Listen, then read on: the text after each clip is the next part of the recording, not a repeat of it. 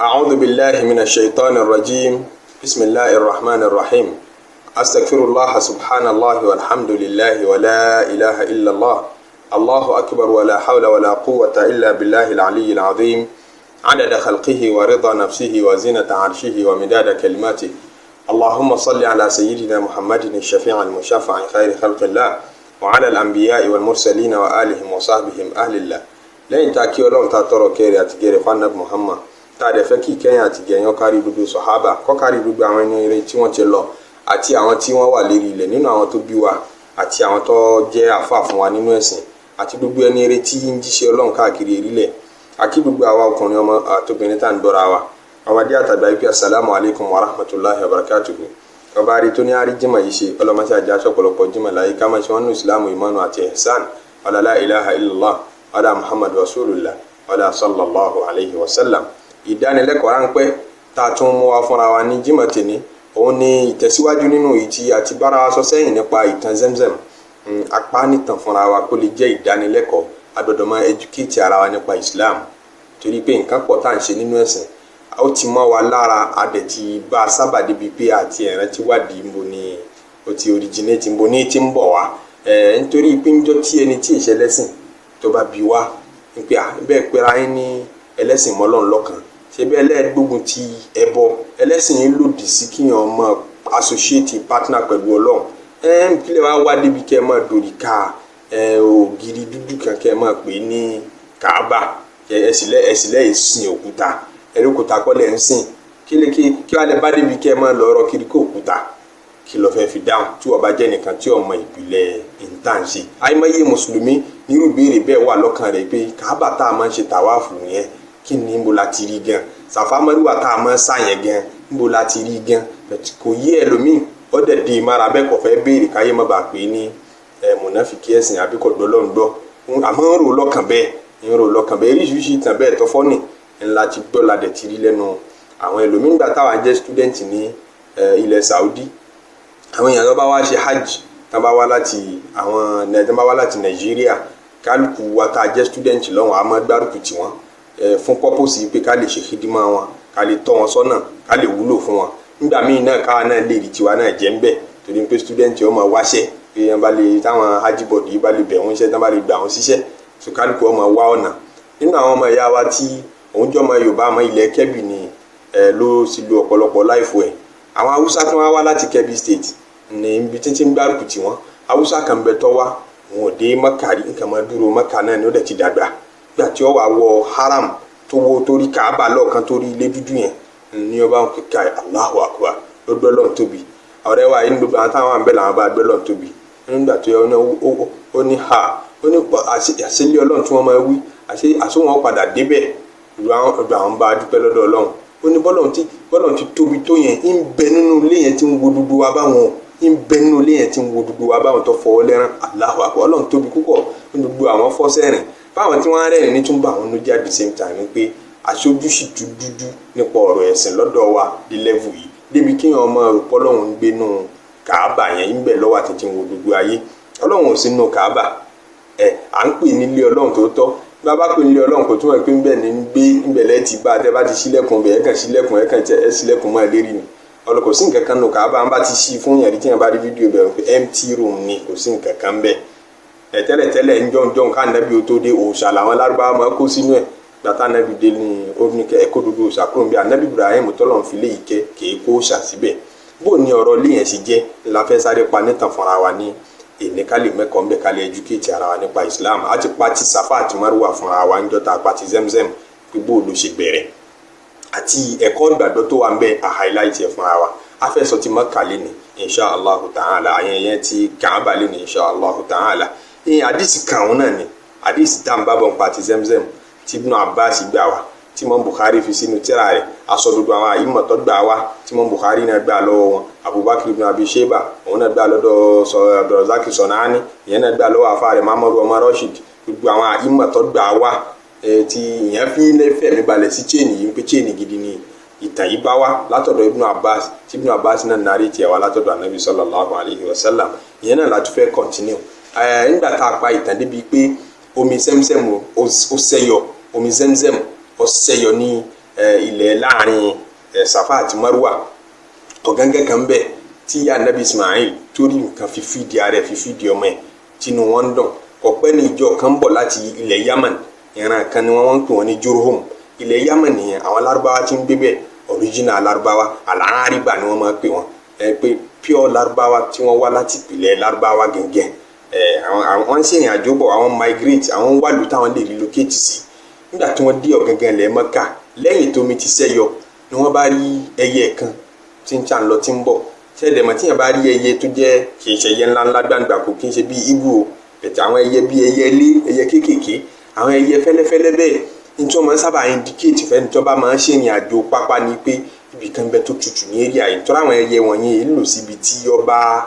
ibi tó bá jẹ́ bíi rocky area àbí ibi tó bá jẹ́ desert wọn á parẹ́ ń bẹ̀ wọn ní rí nǹkan mọ́ ibi tó bá tutù tómi bá wà wọn kì í jìnnà síbẹ̀ and so definitely ẹyẹ tá à ń rí yìí ti ń symbolize ni pé omi ń bẹ ní area yìí ó ń fún wa signal omi wọn bá search area yẹn dáadáa wọn rómi omi Zemzem wọn bá yá anabi Ismail àti Ismail ń bẹ wọn tọrọ yọ̀ǹda lọ́dọ̀ wọn pé ẹjọ́ afẹ́ mọ mi ẹjọ́ ẹ fún wa lómi díẹ̀ nígbà tán rí pé wọ́n fáwọn yọ̀ǹda ta ló ní bí bò ní bí ṣe jẹ́ àwa náà la wà ń bì kò sẹ́ni tó tẹ̀lé òbí àwa là ń gbé bí èmi àtọmọ mi ẹ̀yin nìkan jáde máa gbé tì í bí quiet púpọ̀ bí cool a lè relocate síbí a lè establish ara wa síbí wọ́n tọrọ yọ̀ǹda lọ́dọ̀ ìyá anabi Ismail tẹ́lẹ̀tẹ́lẹ̀ níjọ́ tá à ń wí wa kana al-baytu murtafi'an min al-ardi karrabiya gẹ́gẹ́ bí Ibn Abbas ṣe ń sọ ó ní pé Kaaba wọn ti construct kò tí ì di building ọkàn jẹ́ gegele ibi tí Yorùbá ń pè ní gegele ní àyè tó bá kàn ga lérí ilẹ̀ báyìí àyè yẹn kàn dáyọ naturally ó kàn ga sókè báyìí ẹsẹ̀ tẹ́ bá gbọ́n ilé yóò dàgbà pé ẹ wà lórí ebè lẹ́ ń pè ní gegele wa kana al-baytu murtafi'an min al-ardi karrabiya bí ọ̀gángan ibi tí wọ́n kọ́ Káàbà sí bó ti rí ńgbà náà nù. ìgbà táwọn àjọ Jurhum dé tí wọ́n rí tọ́ Iran tí wọ́n rí ẹyẹ kan tí wọ́n dẹ̀ gbà yọ̀ǹda lọ́dọ̀ ìyá tí ń bẹ́ńbẹ́ ìyẹn ìyá anabi Ismail ń pé àtàdánínà lánàá ananzila indaki ìjó tí ẹ yọ̀ǹda fún wa ká sọ̀kalẹ̀ síbí ká tẹ̀dú síbí ká dẹni tí ń gbé bíi. fanazalu nígbà tó yọ̀ǹda fún wọn pé kò sí wàhálà báyìí bá ti ní máa bá wa jà tá a bá ti lè gbé bí àlàáfíà kò sábú ẹ̀ máa gbé tiwa àwa náà ṣẹ̀ṣẹ̀ débi ni àwọn ẹni tí wọ́n máa gbé tiwa fanazalu wọ́n fi sọ̀kalẹ̀ síbẹ̀ wọ́n fi dẹni tí ń gbé bẹ̀ wa arsalu ila ahlihim wọ́n rán ni sáwọn fámìlì wọn tí ń bẹ ní ilẹ̀ Yaman tán kù lọ́hùn pé ìran Jurhum fanazalu ma'ahum kí ẹ máa bọ̀ wá o àwa ti rí ìlú tó farabalẹ̀ ẹ lọ ẹ já relocate ẹ kúrò ní Yaman tẹ wà yẹn níbi tí wàhálà ti ń ṣẹlẹ̀ ẹ máa bọ̀ wálẹ̀ yìí àwọn tọ̀hún náà kúrò lọ́hùn wọn wá bẹ̀ wọn wá pọ̀ bá ti di pé ìlú bẹ̀rẹ̀ nìyẹn so àdúrà tá Ànábì Ibrahim ṣe pé Ọlọ́run àwọn tí ó jíjẹ mímu àti níná lílò tí mo fẹ́ kó máa rọrùn fún ìyàwó àtọmọ mi níbi tí mo fi wọ́n sí àwọn èèyàn tó fi ṣe sábàbí àzìkí wọn tètè bá ń darí wọn wá bí Ọlọ́run ti gbàdúrà yẹn ó darí àwọn ará Jurhum wá ìran Lárúbáwá tó pìọ̀ ní wọn ṣẹlá Ànábì Ibrahim àtànábì Ismail àwọn kì í ṣe Lárúbáwá ilẹ̀ Syria lànábì Ibrahim ń gbé ló ti kó fámìlì wa ní ilẹ̀ Sham tábà ní ilẹ̀ Sham ń jọ́nà ó kó Philistine àti Jordan sínú òun ló wà lẹ́gbẹ̀ẹ́ Iraq so bó ti rí ń jọ́nà nìyẹn ibẹ̀ ni ànábì Ismail ló ti kó Ànábì Ibrahim ti kó fámìlì wá sí ilẹ̀ Mẹ́kà Ànábì Ismail ọ̀dọ́ Lárúbáwá ti yẹ nígbà tán gbé ti ìran Jurhum táwọn jẹ́ Lárúbáwá àwọn náà fi di Lárúbáwá náà fi ń kó ní al-Arabul Musta'riba Lárúbáwá tó di Lárúbáwá látara Lárúbáwá mi Ànábì Ismail àárín wọn ló dàgbà sí shabbal gulam ló dàgbà sí àárín wọn wa ta'allama al-arabiyyata minhum lọ́dọ̀ wọn ló ti kọ́ Lárúbáwá Ibn Abbas nígbà ìtàn yìí wá látẹ̀dọ̀ ẹnu Ànábì sallallahu alayhi wa sallam falamma adraka nígbà tí Ismail di ipò dẹni ọkùnrin tó bàlágà sawajuhu imra'atan minhum ni wọ́n bá fobìnrin kan fún nínú ọ̀ràn Jurhum yẹn fámìlì tí ń bá gbé náà nù ẹni abasi igba ẹni abasunti náà là á jarun pálù ẹni tó bá kunu náà là á bá sáyé ẹni ó kú Ànábì Ismail kù náà làwọn ará Jurhum yìí àárín wọn náà ló ti padà wá fẹ́ yàwó wàmátà ummu Ismail ìyá Ànábì Ismail kú fàjáà Ibrahim Ànábì Ibrahim aleyhi salatu wa salam lọ́wọ́ adé láti ilẹ̀ Syria bàdámà tazawaja Ismail nígbà tí ó di orí nǹkan Ànábì Ismail ti fẹ́ yàwó yòtọ́lẹ̀ wọn tẹ̀ríkàtàwó ọwọ́ àwọ̀ fámìlì rẹ̀ ọwọ́ check on them pé ṣe dáadáa lẹ́wà ó bọ́ ọmọ rẹ̀ Ànábì Ismail kó ti dẹni obìnrin ó ti fẹ́ yàwó sílé àmọ́ kò bá Ànábì Ismail ńlé ẹ̀kọ́ ń bẹ́ẹ̀ bí ìtàn yẹn jádùn bẹ̀ díẹ̀ kò bá Ànábì Ismail ńlé ń jọtọ̀ wá Allahu akbar Ànábì Ismail bóyá dẹ̀gbẹ́ lọ bóyá wá ti fámìlì ọ̀jẹ̀ lọ sẹ́yìn pé njọ́ náà bá dẹ̀gbẹ́ lọ wọn máa dẹ̀gbẹ́ olóṣù kan wọn máa dẹ̀gbẹ́ ọlọ́sẹ̀ kan ọlọ́sẹ̀ méjì ẹ̀ bá lóko wọn yìí darí bọ̀ wálé kan náà pé kó lóko láàárọ̀ kan kàn dé lọ́sàn kò bá ń lé òun sì wá látòdì ní ilẹ̀ Ṣáàmù ọwọ́ adélé ọba yàwó pé òun béèrè Ismail wọn ní ìyàwó rẹ̀ náà nù. Anabi Ibrahim bẹ́ẹ̀ pé gbàgbà ọlọ́mọ mi fẹ́ yàwó tí mà nígbà tó wá mú dọ́dọ̀ obìnrin ni ọmọ bó ti jẹ́ òun ọmọ kí bàbá ọkọ òun ni èyí tó bá tiẹ̀ nǹkan bá ti mọ̀ yóò mọ pretend tó bá níwà bí lọ́wọ́ yóò pa á mọ́ yóò bẹ̀rẹ̀ sí ní mọ fòókè yóò mọ bọ́ọ̀lẹ̀ yóò mọ ṣáájú àwọn hospitality tí ò sí nínú wa rẹ̀ yóò bẹ̀rẹ̀ sí ní mọ gbé wọ̀ pé bàbá ọkọ mi kọ́ lọ́mọdé kí wọ́n lé mi nílé ọkọ kọ́ ọmọ bá Anabi Ibrahim ti jẹ́ ó kà mọ́ kí bàbá arúgbó kan ló dé yìí Anabi Ibrahim wá dọ́dọ̀ ẹ̀ nígbà tó wá dọ́dọ̀ ẹ̀ kí lórúkọ wọ ọmọ léwo ní ọ̀hún kankan introduction Anabi Ibrahim wá ń béèrè pé ọkọ rẹ̀ ńkọ́ obìnrin ti bẹ̀rẹ̀ sí ní mọ sọ̀rọ̀ Anabi Ismail láì dáa kò sí àyídá tí ọ̀sán pa Anabi Ismail ó ní ọmọ ti lọ bí tí lọ tọ́ba ti lọ báwọn yóò kàn san pàdé ńgbà tí ọba dé kò sàǹfààní yóò san pàdé ni kò ní rí nǹkan oko kan kó wálé kò ní rẹ́ran pa kò ní rí kíní kan ó bẹ̀rẹ̀ sí ní mọ sọ̀rọ̀ ẹ̀ láì dáa fún bàbá rẹ̀ kọ̀ mọ́ bí bàbá yẹn ti jẹ́ ṣe é pé ká lọ́ta náà ni bí ó ti rojọ́ ọkọ rẹ̀ lọ́ta lọ́wọ́ nìyẹn wọ́n náà obìnrin tó ń bẹ ń lé ọkọ tó ń rojọ́ ọkọ rẹ̀ láì dáa káàkiri òun endanger life ọkọ rẹ̀ and ultimately òun endanger life àwọn ọmọ rẹ̀ ni bí tó ti ń wógun ọ̀fẹ́ káàkiri tó ń wá wàkúwà káàkiri àìmọye bẹ́ẹ̀ la rí nílẹ̀ Yorùbá bí tí ń wá kọ́kọ́ onífẹ̀ẹ́ òun káàkiri ó kó sọ́wọ́ àwọn ọ̀tọ̀ ọkọ ọ̀tọ̀ ní táwọn gbélé lọ́wọ́ òun náà ló ṣe sábàbí ikú ọkọ rẹ̀ ẹ jẹ́ àbú ọkọ wa láṣìírí obìnrin ní lọ́dẹ̀dẹ̀ ọkọ nǹkan àbáṣírí lọ jẹ́ Al-Qur'ani fi júwe obìnrin gẹ́gẹ́ bí nǹkan oko ó sì tún júwe wọn bò mí àdìsí Ànábì júwe wọn bò mí gẹ́gẹ́ bí dìtàr aṣọ ìbora tí yẹn máa dàbora tí máa kọ́va òwò ẹni obìnrin ní bàṣírí ọkùnrin obìnrin tó bá lose tí kò bá kọ sí ẹjọ́ tí ò lè rò nípa ọkọ rẹ̀ fáwọn èèyàn ó ti ṣílẹ̀kùn aburú lẹ̀ fún àwọn èèyàn láti wá gẹ̀ẹ́tì ọkọ rẹ̀ ìyàwó Ànábì Ismail aleyhi salatu wasalam lọ́kìlì ìyàwó tó kọ́kọ́ fẹ́ ń gbèsè ayé rẹ̀ ìyàwó náà dáradára ó rojọ́ Ànábì Ismail láì dá fún Ànábì Ibrahim láì mẹni tó jẹ́ ó bẹ̀rẹ̀ sí ni máa sọ̀rọ̀ ẹ̀ láì dá ti lọ bí ti máa lọ́nu kò sàǹfààní kò wúlò Ànábì Ibrahim tó wá gbọ́ fọ́dà wọ́n ń béèrè kí báwo lẹ ṣe ń live báwo lẹ ṣe ń manage bóun wọn náà ṣe ń cope pẹ̀lú ẹ̀ ó bẹ̀rẹ̀ sí ni máa wá sọ àìdá Ànábì Ismail ní ìtí àsìkò lè gbà wá láti máa ṣàlàyé bó ti wá nù hadith nígbà tí Ànábì Ibrahim wá gbọ́ gbogbo ẹ̀ tó dorí kodò ó ní ọ̀dà mi ní lè dúró de ọkọ rẹ ọ̀nà jíjìn mo ti wá mọ̀dẹ̀ ní láti tètè padà àmọ́ tí kò sí Ànábì Ibrahim náà lálejò tànàbí Ibrahim wò pé irú ọmọbìnrin burúkú wò lélẹ́yìí wọ́n á sọ fún un pé tọkọ rẹ bá dé láti ìrìn àjò tó lọ tó ló lóko àbóṣù ní yóò ti dẹ̀gbẹ́ lọ́lọ́sọ ni tó bá ti dé sọ fún un pé mo ní ọmọ kí ó ní kí ló kọ ẹni mọ́ béèrè ọkọ mi sọ fún un pé mo ní ọmọ kí tó bá yìí sì dé sọ fún un pé mo ní ilẹ̀kùn ọ̀nà rẹ̀ yóò dáa agánádì rẹ̀ yóò bọ́ sí i ẹran jẹ́ rẹ̀ yìí kò súnwọ̀n kó lọ́ọ́ pààrọ̀ lẹ̀kùn yìí lẹ̀kùn burúkú ni lẹ̀kùn tí ń bẹ lẹ́nu ọ̀nà rẹ̀ yìí ó tún máa Ànábì Ibrahim náà bú kí la kàn yín pẹ̀lú lẹ̀kùn kí ló kàn yín pẹ̀lú tiwa ìgbésí ayé tiwa ṣe kàn tí yín ṣàdìṣẹ́ fún ọkọ rẹ̀ tó bá dé pé wọ́n lẹ̀kùn burúkú ni lẹ̀kùn rẹ̀ yìí lẹ̀kùn yìí ọ̀dà rárá Ànábì Ibrahim lọ alayhi salatu wassalam ìgbà tí Ismail dé obìnrin burúkú yóò tún rántí jíṣẹ́ ń pàlejò wá baálé rẹ̀ wá Ànábì Ismail gẹ́gẹ́ bí Ànábì Ọlọ́run lára fún òun ló béèrè ẹ̀ẹ́dì máa ka gbígbólóhùn náà sí wá nù hadisi náà ó ní ndàtà Ànábì Ismail alayhi salatu wassalam dé òun ní béèrè pé hal ja'akum min ahadin òun ka annahu anasa shay'an gẹ́gẹ́ bá Ànábì ṣe sọ pé ó dàbí ìgbà para fi pé òun lálejò obìnrin ọ̀ràn ti jíṣẹ́ ó wá ń béèrè pé hal ja'akum min ahadin nígbà tí ń sílé ǹjẹ́ nìkan tiẹ̀ wá mi wá arábìnrin yẹn ní naam bẹ́ẹ̀ ni bàbá kan wà ja'ana shaykhun kadha wa kadha bàbá kan báyìí bàbá kan rádaràda báyìí ó tún sọ̀rọ̀ ẹ̀ burúkú fún Ànábì Ismail nípa bàbá kan rádaràda báyìí tí ò níṣẹ́ tí ò tiẹ̀ mọ́ ó gbá bí tí ń sọ̀rọ̀ lẹ̀kùn tí ń dé mi ò máa ń tọ́ka pẹ̀lú lẹ̀kùn wa nígbà káwọ̀ pààrọ̀ lẹ̀kùn ẹnu ọ̀nà tiwa. Ànábì Ismail ń lísìn sí gbogbo tí ìyàwó rẹ̀ ń sọ ó ní kí wàá ní tí ó discuss pẹ̀lú rẹ̀ nígbà tó wá obìnrin yẹn tún sọ fún un pé ó ń béèrè bá ti ń jẹ bá ti ń mu gbogbo tí ọkàn ní ń béèrè èmi dẹ̀ sọ fún un pé àwa òkè pé gbogbo tí ń tweet mi pátápátá tó ń bá tweet mi gbogbo ẹ̀ lèmi sọ fún bàbá yẹn láì mọ̀ ẹ́ rí láì kò jẹ́ bákan sí ọ ló tún sọ gbogbo ọ̀rọ̀ mi fún un ó ní fàhálà ọ̀sọ́ kìbí chain nígbà tó wá fẹ́ máa lọ ìjọ tiẹ̀ fi mẹ́sẹ̀jì kan lẹ̀ pẹ̀lú rẹ̀ arábìnrin yẹn ní bẹ́ẹ̀ ni ó ní kí n sọ fún ọ pé kí n kí ọ dáadáa kí n dẹ̀ sọ fún ọ pé kó pààrọ̀ lẹ̀kùn ẹnu ọ̀nà rẹ̀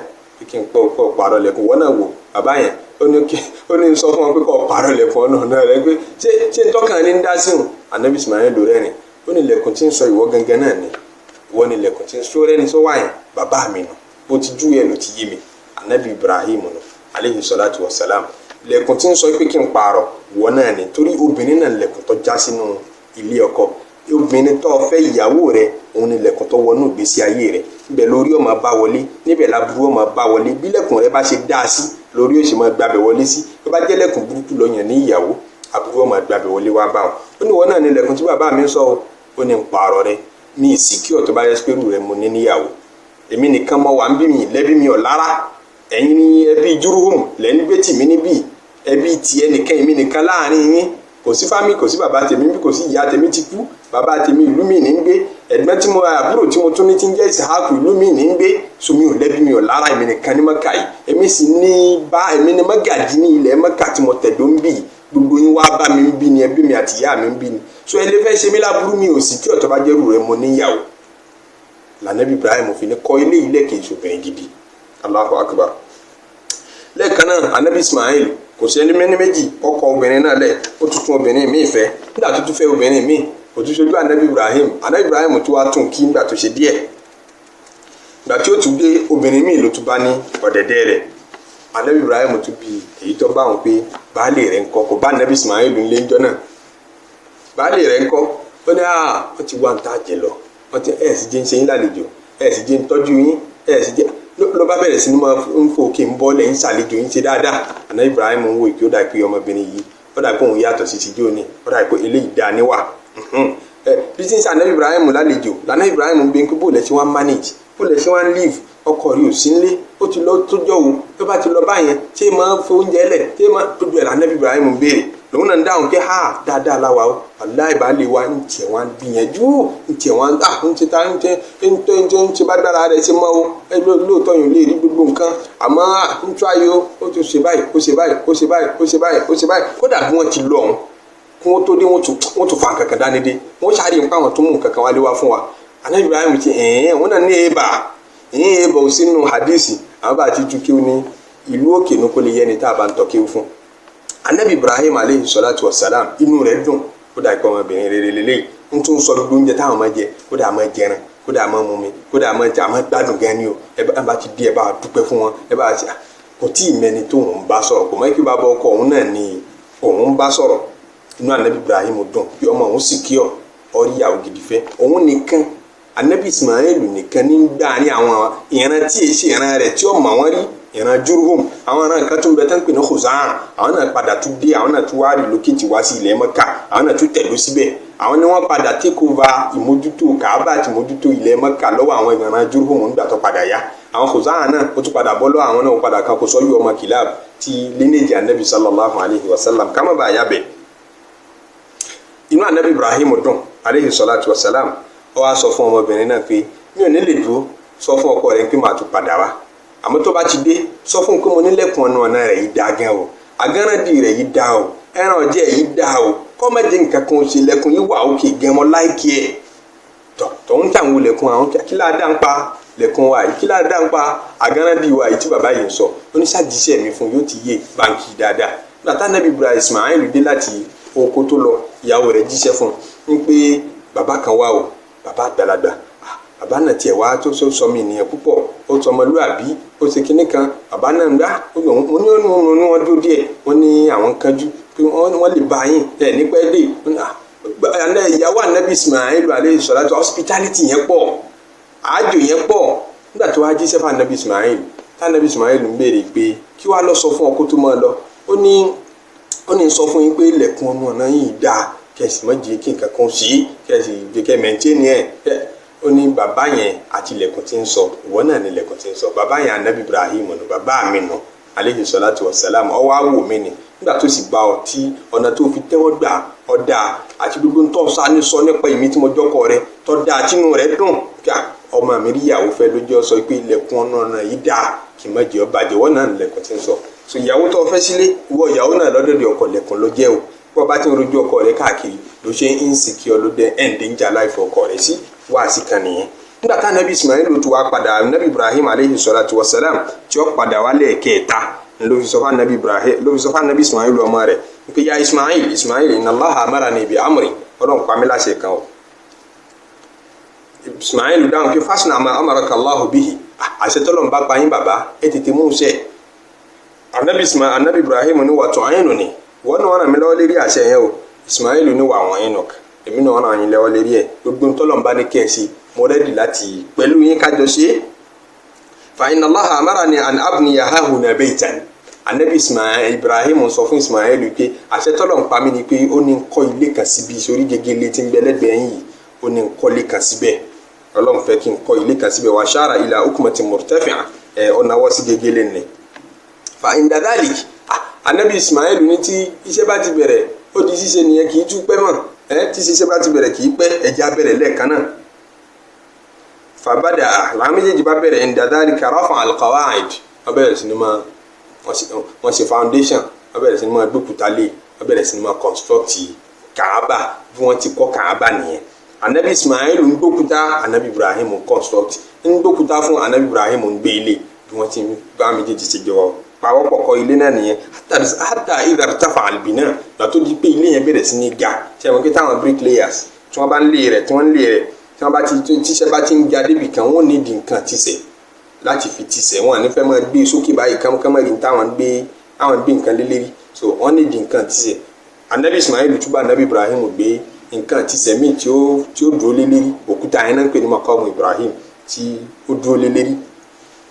Anabi Ibrahim dúró lé lérí, orí ẹ̀ ló dúró sí tó fi ń construct lọ. Nígbà tí wọ́n kọ́ débi tí ọ̀làmì táwọn arọ kiri ká rẹ̀ pé ẹja tó wò sáìdì, ẹja tó wò ṣé kò láàyè ẹlẹ́gbẹ̀ẹ́ yìí,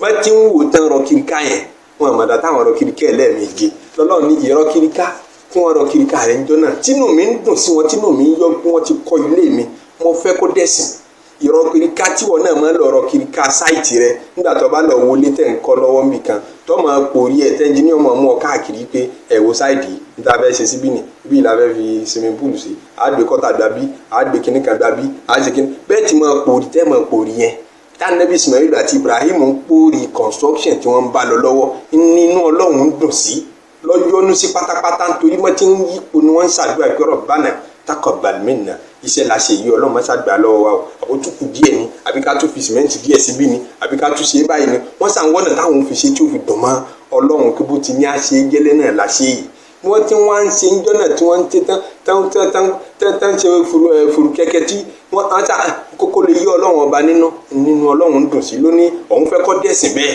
òun fẹ́ kó di símbọ̀ láti fi lè mọ ẹbí tí Sàfà àti Márúwà náà ṣe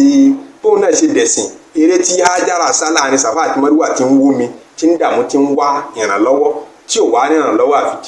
àfìgbà tí ìrànlọ́wọ́ Ọlọ́run ọba wá ṣẹ̀ṣẹ̀ nàró. Bẹ́ẹ̀ náà lọ́lọ́run sọ yìí tí Anabi Ibrahim àti Ismail ọmọ rẹ̀ tí wọ́n fi ń dóòrì Kaaba, tí wọ́n fi ń wò kí sáwọn ti ṣe dáa tí bọ́lọ́run ti fẹ́ kórí náà ni. Ọlọ́run má ṣàgbà o, Ọlọ́run bá ti mọ̀ ṣe láṣẹ yìí o, Ọlọ́run má ṣàgbà o. Ìjírẹ̀bẹ̀ yẹn àti ńlọdùnmọ́ Ọlọ́run lóun fẹ́ kó kọ̀ntínú. Gbogbo ẹ̀yin ọmọ Anabi Ismail pàápàá àti gbogbo ẹ̀yin mùsùlùmí pàápàá ó yẹ máa wá dóòrì ká ilé yìí. Ẹbí mo fẹ́ kẹ́ ẹ máa fi ìdóòrì ká yẹn kẹ́ ẹ máa fi rìpíìtì tọ́ṣẹlẹ̀ lọ́jọ́ sí nítorí tàwáàfù ṣíṣe ni kì í ṣe pé Ọlọ́run gbénu Kaaba, kì í ṣe pé Ọlọ́run sùn bẹ̀ táfi máa ní Ọlọ́run là ń wá dóòrì ká ń bẹ̀. À ń ṣe tàwáàfù fún Ọlọ́run láàyè yẹn, Ọlọ́run ló máa àlùbáríkà tó ń fi sí ààyè yẹn. Bí ìtàn Kaaba ṣe rí ní ráńpẹ́ nìyẹn, bó ṣe bẹ̀rẹ̀ bó ṣe di pé gbogbo àwọn mùsùlùmí ṣe tàwáàfù rẹ̀ nìyẹn. Èyí náà lá ní ká fi educate ara wa nípa ẹ̀sìn lẹ́nìí, kájọ tọ hadith Ibn Abbas kájọ mú dópin. Ọlọ́run má ṣàfihàn wá láǹfààní. Àwọn tí ò tí ì débẹ̀ rí nínú wa, wọn ò ṣe umrah rí, wọn ò ṣe hajj rí, Ọlọ́run má ṣe léwọ̀ wọn kí àwọn náà lè débẹ̀, wọ́n lè rí ọ̀nà Ọlọ́run ọba níbẹ̀, wọ́n rà foríjì níbẹ̀. Àwọn tọ́lọ́run ti ní kún orí tí wọ́n ṣe, Ọlọ́run má bàá jẹ́ ṣe ní sí àtẹ́wọ́gbà. La ilaha illallah wala Muhammadu rasulullah. Ẹ má gbàgbé pé ní Jímọ̀, ẹ jẹ́ àṣẹ odò iṣẹ́ ẹjọ́ Jímọ̀, ká ṣe sàlátù kọ́pọ̀ gan fún Ànábì sallallahu alayhi wa sallam, ká ka suratul Kahf, ká ṣe dúdú iṣẹ́ kùrùbátù, iṣẹ́ tí yẹn fi súnmọ́ Ọlọ́run ọba, ká ṣe suratul rahim, ká sokùn ẹbí papọ̀. Ọlọ́run má ṣe àgbà ní ẹ̀sìn fún wa. Subhana rabbika rabbil izzati amma yasifun wa salamun ala al-mursalin walhamdulillahi rabbil alamin.